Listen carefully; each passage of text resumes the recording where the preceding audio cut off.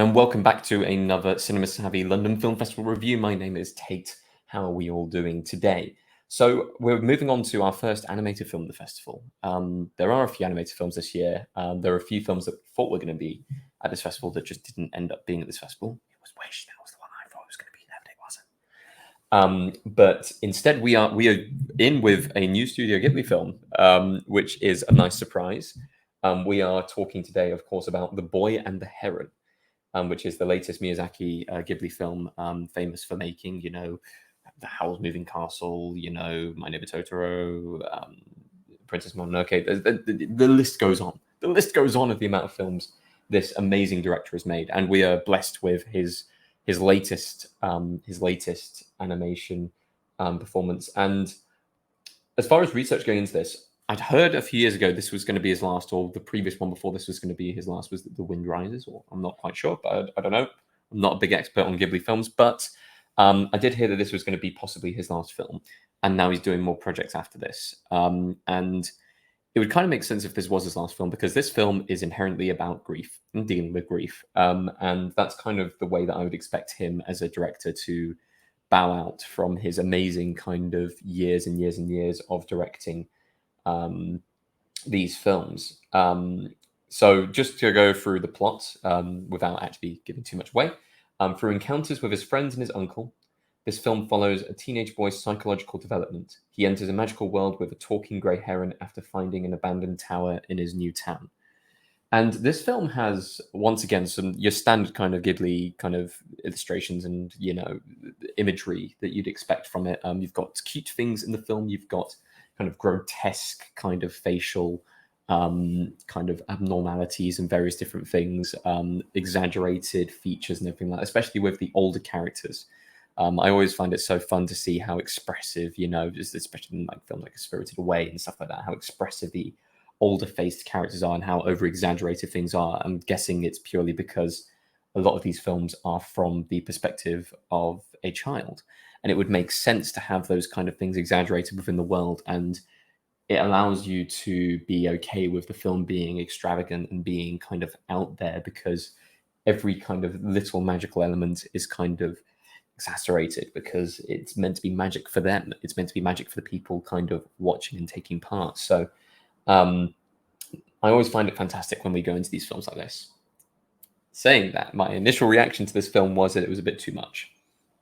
And there are certain aspects of the film that I really like, and I wish they'd explored more. So, for example, one of the opening scenes of the film involves some really cool different styles of animation. Kind of the flickering glow of kind of fire, and the kind of it's like blurry as our main character is running through the fire and stuff like that. It's completely different to what I've seen in kind of animated films before, which I really liked. And the lead character you can kind of get on board with. He's a little bit of an outcast. He's kind of sent away with his dad, and his dad's kind of settling into a new family, and he's having to get used to it. So that's Mahito, our main character. And he is kind of almost kind of guilt-tripped into going to the world beyond and trying to kind of almost being kind of deal with the devil with the heron kind of situation to possibly save his mum. Which is a fantastic concept for a film, kind of going down the rabbit hole to save a family member, but then kind of the journey is kind of, what it takes to balance life. And it goes into so many different things. It talks about kind of balancing the universe and finding your inner peace and, seeing yourself in a past life or seeing kind of people in a past life and stuff like that. It is weird in that aspect, and I've come to settle with that. But certain things, I think it was juggling away too many concepts. There was so much going on in this film. Big standouts for me, and this is going to mean absolutely nothing to anyone who hasn't seen the film yet, but when you get to the Parakeet King and the parakeets, they are fantastic. I love the character design. I love everything that's involved with that. I think Mahito as a lead character is really strong. One of the strongest from what I've seen kind of in various different Ghibli films before. Really enjoyed kind of the focus on his character, and he had a lot of depth to him. There was so many different things you could have gone, so many different directions they went, and in the end they went in every direction possible. But at least he's a very fully fleshed out character. And then apart from that, just kind of your standard stunning visuals, your standard kind of, world building as these films do. This film is magical. If you're really into your Studio Ghibli films, you're gonna love this. If you're new to the Ghibli films, I could completely understand if you absolutely hate this because there's too much happening. So it's one of those where you've got to find a fine balance. And for me, it didn't quite meet the balance.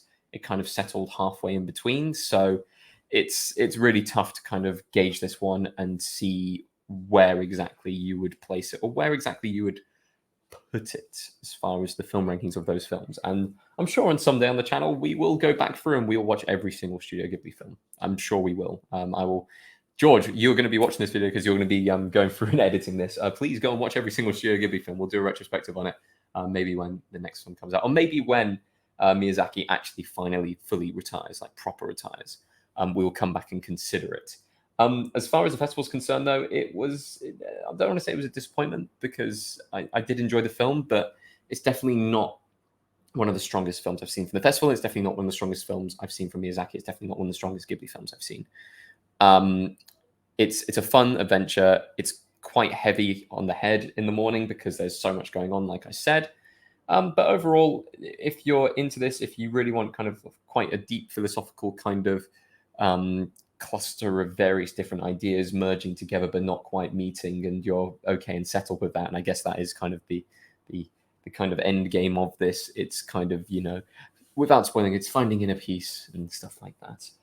Standard Ghibli stuff. But yes. Anyway, that's kind of my short review of the latest Studio Ghibli film, The Boy and the Heron. I do want to add as well, the Heron is an interesting character.